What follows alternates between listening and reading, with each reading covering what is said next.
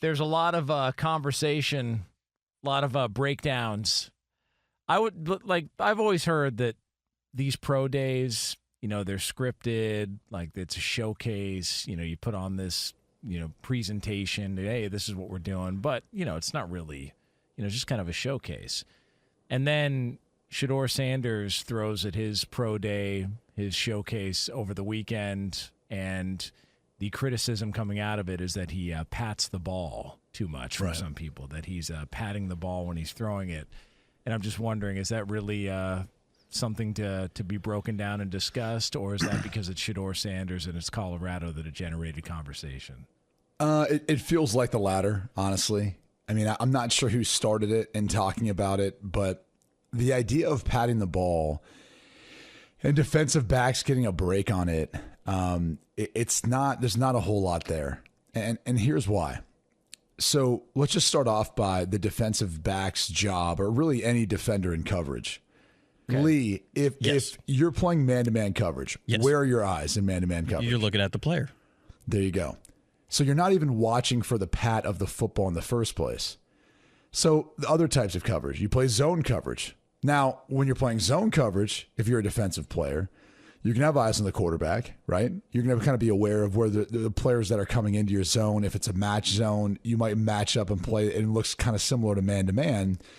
But here's the thing about playing zone coverage, is when a quarterback knows you're in zone coverage, you can manipulate them with your eyes. So even if you're, back there dropping back, you're moving them around, the patting of the football is going to come like seconds, and not even seconds, milliseconds before you're actually delivering the football. And if the quarterback's doing it right, he's most likely looking off the defense, or should be holding the defense at a minimum with where they're at. So the break of the defensive back or defensive player is actually going to come on once he turns and flips to address the throw, if it's in zone. If it's in man coverage, the DB or defensive player is going to break probably when he sees the offensive player cut, either stop his feet, either cut in, cut out, whatever the case is. He's going to look for certain indicators, right? Like his hips dropping, maybe his head drops. I mean, there's all sorts of tendencies depending on what the player does. But in man-to-man coverage, you're looking for tendencies from more the player you're covering than you are the quarterback necessarily. I mean, if you're the middle field safety, sure, so be it. But honestly, I mean, as a quarterback, especially one in college or the NFL, if you're allowing the middle field safety to influence a throw, that's really on you for how you're staring down a target. It has nothing to do with patting the football. Patting the football, to me, has always actually been a sign of a guy who's calm and really in rhythm. Most guys, when they're like, oh, he's patting the football back there all day. Well, a couple of things. One, he's got time in the pocket. And then two, he's going through his progressions. He's not patting trying to throw to the same guy. He's probably patting as he's kind of going through each guy he's supposed to be throwing to in the progression that might not be open. So this is one of those things that you could take any clip from any quarterback at any point in time, and you will see them pat the football. Now, there will be a lot of, younger coaches, high school coaches, they'll say, well, it's not good ball security. 2 hands on the ball in the pot. Okay. I worked with Jim Zorn, who played in the NFL at a really high level, who obviously had coached for a long, long time. He was one of the best coaches of the quarterback position because he would literally take a fallacy like that and be like, dude, that's not true. He's like, how oftentimes do you see a guy using his off arm to push off from a defender? He's like, and it's not realistic if you're running for your life, because the guys on defense, by and large, are faster than you. If you're running as fast as you can, are you going to run with 2 hands on the football? Hell no. You're going to tuck it at one point, but even if you want to still be able to have the ability to throw and you're gripping the football, you are running with 1 hand on the ball. That's what an athletic running motion looks like. So there's a lot of things that are coached in the quarterback position to make coaches feel like they're covering their ass. Because if a quarterback has 2 hands on the football, he can't be strip sacked. That's 100% a lie. If a defender hits the ball at the top of the point when you have 2 hands or 1 hand on it, I'm going to give you a secret. The ball is coming out. That's just how physics work, okay? So this has been completely over-exaggerated, in my opinion. We're making way too much of a T-shirt and shorts thing. If you want to be concerned about something, in that particular pro day, just from what I saw from some of the clips. Again, didn't watch the entire thing. The ball didn't come out of his hand great. And that's something where I think as you get to a different football, Shedeur will find a way of gripping the football that's more comfortable to his hand and get more accustomed to spinning that football. And it takes a little bit of time. There's an adjustment period there. I don't know his hand size. When you have a bigger hand, it's a little easier to do that because you can cover up more of the ball and you can find a spot where you can spin it more consistently. But if there's something to be concerned about, like that to me was the more concerning part, is when you throw a ball that's not a tight spiral, when you get outside in the elements, you're going to struggle in the wind. You're going to struggle through some of those things. So if you want to take a takeaway and you want to take like a position where I'm concerned, I'd be more concerned about how the ball is coming off his hand than anything else. The patting of the football is the most overblown thing. I think Brian Baldinger said that if you were doing the comp between him and Cam Ward, that Cam Ward spun it a little better at his pro day. That the same thing, like the ball came out a little bit better when it came to Cam Ward. I thought you said something that was the most obvious aspect of the coverage of this draft and this draft when it comes to the interesting storyline attached to this draft is Shedeur Sanders. Like, it just is. Like, where's he going to go? How far is he going to fall? Is it going to be the Giants? Do the Browns make a run on 2? And there's been some changes of the odds that we'll get into later on.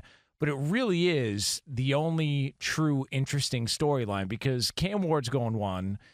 There's not a lot of questions or doubts when it comes to Abdul Carter. Everybody knows Travis Hunter's a great player. He won the Heisman last year. He can do it on both sides.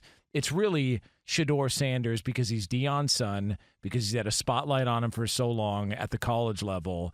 And people want to know, where's he going to end up if he is quarterback number 2? And so it just feels like we're at the point now to where people have run him down or hyped him up every which way that they could possibly do up to this point, and now we're looking at him going, well, he's patting the ball at his pro day.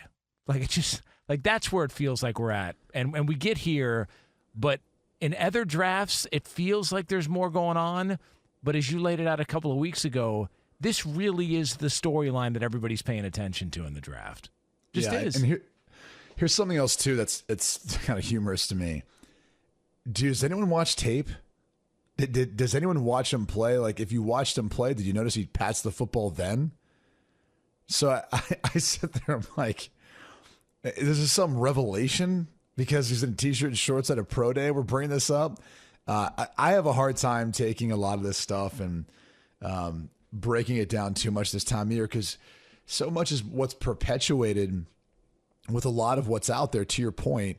It's either manufactured for the drama of the draft, and clearly Coach Prime and his son Shedeur and Travis Hunter are going to be guys that are going to be talked about more like that. Like, because they've been more polarizing. The entire story of how they got to Colorado, what they did at Colorado now, and how they did it at Colorado, and now how they go in the NFL. Like, it's one of the most interesting stories in sports because stealing a Frank Sinatra quote, they kind of did it my way, right? Like, they did it the way they wanted to do it. And now you're trying to come into the NFL doing that. Will it be effective? I don't know.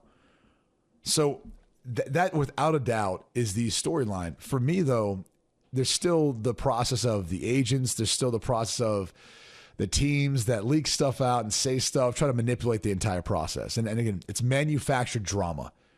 So I can't really lean into it too hard. We've got the draft still a few weeks away. I think the more interesting thing that Albert Breer brought up last week is that there will be a lot of activity in the first round of the draft.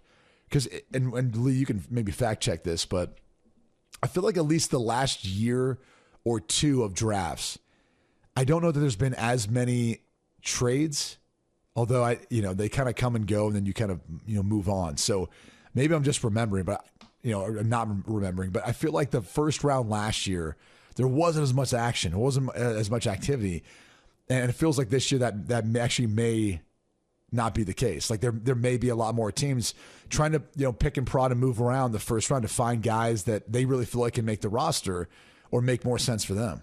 I think the number that I saw on DraftKings was the number of quarterbacks taken in the first round. I think the over-under was at 3.5. because the feeling is it's going to be Cam Ward, Shedeur, and then Jackson Dart. Right. And so that's where, which, by the way, I cannot wait to do over-unders on the draft when it gets here. I don't think I've missed one yet. Like all the years we've been doing this show, I don't think I've missed one yet. So that's not true. The interesting thing about that number is I would have been more surprised. I guess I would have thought it would have been set at 2.5. And for the reason being is, if you grade out this draft class compared to previous, you would have to go in last year's class probably 5 players deep before you're getting to guys that Cam Ward and Shedeur Sanders and Jackson Dart are comps for in regards to their draft overall prospect, their ratings, etc. So I would have thought 2.5 would have been that number, which leads me to think like, who's the surprise potential 4th that would hit that over? Would it be Jalen Milroe? So it's showing right now 2.5 at a -320 on DraftKings.